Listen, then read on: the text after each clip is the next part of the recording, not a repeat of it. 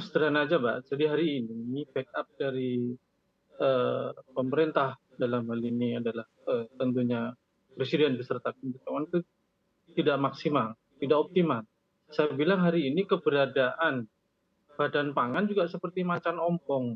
Jadi tadi disampaikan di saat-saat panen tertentu Badan Pangan tidak mempunyai keleluasaan baik dari sisi regulasi. Saya bilang regulasi apa? Harganya dipatok satu. Ya, dipatok tidak boleh lebih dari sekian karena memang ini nanti urusannya dengan BPK dan lain-lain. Nah, di saat yang sama harusnya ya, diberikan keleluasaan ikuti harga pasar tersebut ya. Jadi sehingga seluruh produk dari petani kita bisa diserap oleh Badan Pangan. Jadi masalahnya kan dukungan ini yang tidak ada kepada Badan Pangan Nasional sehingga fungsi utama yang diamanahkan undang-undang untuk menstabilkan ini tidak akan pernah terjadi. Nah, catatan saya Mbak terkait dengan masalah pangan ini harusnya negara hadir menjadi kekuatan monopoli. Kalau urusan pangan saya cenderung harus menjadi monopoli. Kalau itu tidak terjadi maka hari ini seperti yang terjadi hari ini kan gitu. Petani kita yang penting adalah untung, di mana akan mendapatkan harga tinggi itu akan dia jual.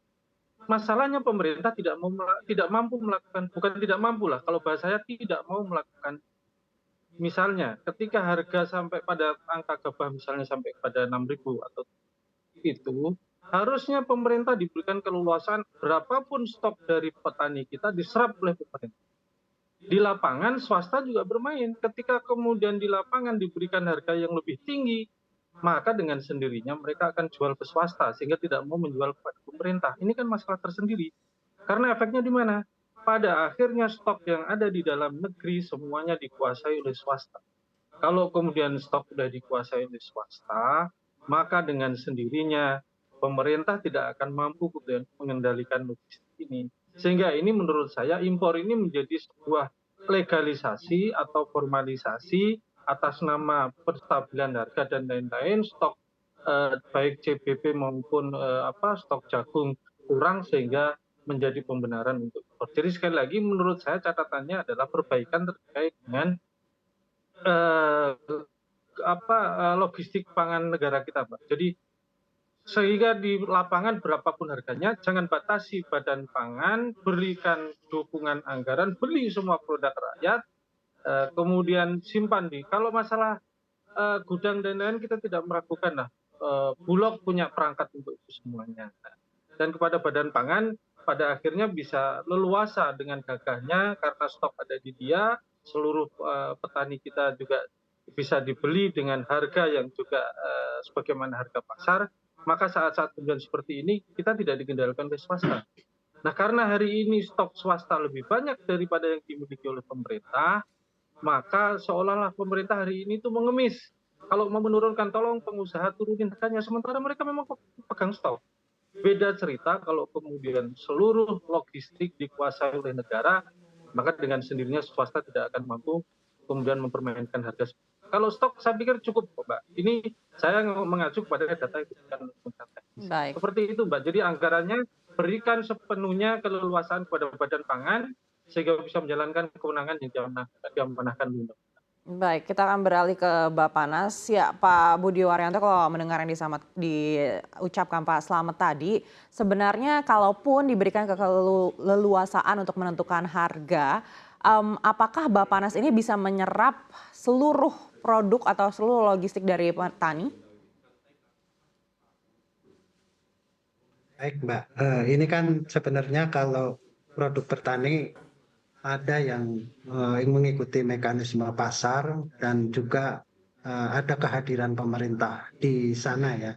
Sesuai tugas pokok fungsi kami kan menjaga di dalam koridor ketersediaan pangan secara keseluruhan. Jika harga normal, maka kehadiran tadi disampaikan Pak Slamet, Bulog tentunya agak santai misalnya. Tapi manakala harga jatuh, maka itulah harga kami berasumsi ada harga acuan pemerintah yang bisa membeli lebih tinggi dari harga yang pada saat petani jatuh panen raya gitu. Nah, untuk menyerap dalam posisi paling banyak itu memang kita berharap Bulog bisa memerankan maksimal sesuai kemampuannya. Nah, ini sudah kita buatkan regulasi. Salah satunya kita sudah menegosiasi atau berkomunikasi dengan Kementerian Keuangan sehingga keluarlah PMK tahun 34 2023 sebagai penerjemahan atau turunan dari Perpres 125 tentang cadangan pangan. Di sana diatur tata cara pemberian dalam rangka penjaminan pemerintah dalam rangka penyelenggaraan cadangan pangan. Ini ada beberapa triliun yang kami nanti Bulog melakukan pembelian, tapi pengembalian tentunya ada keringanan dari pihak pemerintah. Itu salah satu cara. Kemudian Bulog juga sebenarnya diberi keleluasaan untuk menyerap sesuai harga yang berlaku di petani, manakala harga itu melebihi itu dengan namanya mekanisme komersial yang pada saat tertentu peraturan memperbolehkan untuk dirubah menjadi bantuan pangan pada saat diperlukan. Saya kira itu kira-kira garis besar bagaimana Badan Pangan Nasional dengan kalau kita berbicara APBN tentunya tidak cukup ya Mbak ya.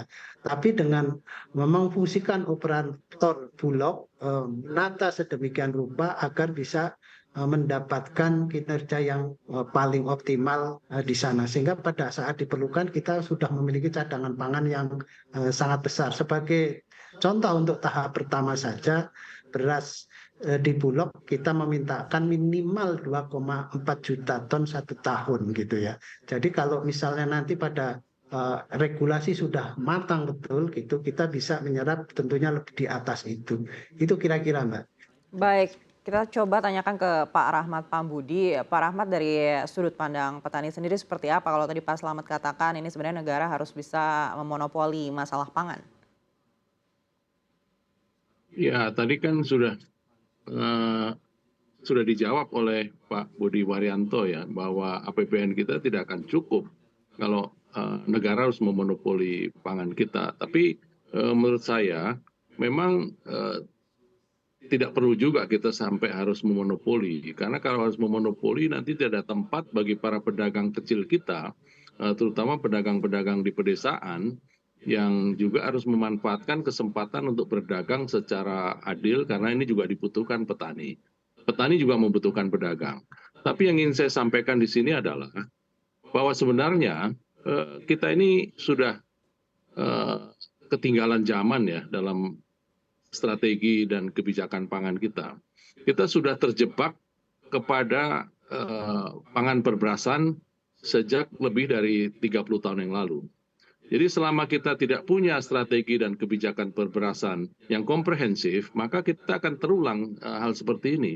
Dan ini adalah salah satu hal di mana kita sudah harus merumuskan kembali kebijakan pangan nasional kita, dan lebih khusus lagi kebijakan perberasan, strategi dan kebijakan perberasan yang berbeda dengan strategi yang dilakukan pemerintah kita 50 tahun yang lalu, 40 tahun lalu, 20 tahun yang lalu, dan juga sekarang. Mengapa saya katakan berbeda dan harus dibedakan? Tahun 70-an itu adalah masa-masa di mana memang semua orang miskin, semua orang kesulitan beras, dan harga beras berapapun akan menyebabkan mahal, dan petani mendapat manfaat karena petani adalah pengendali harga.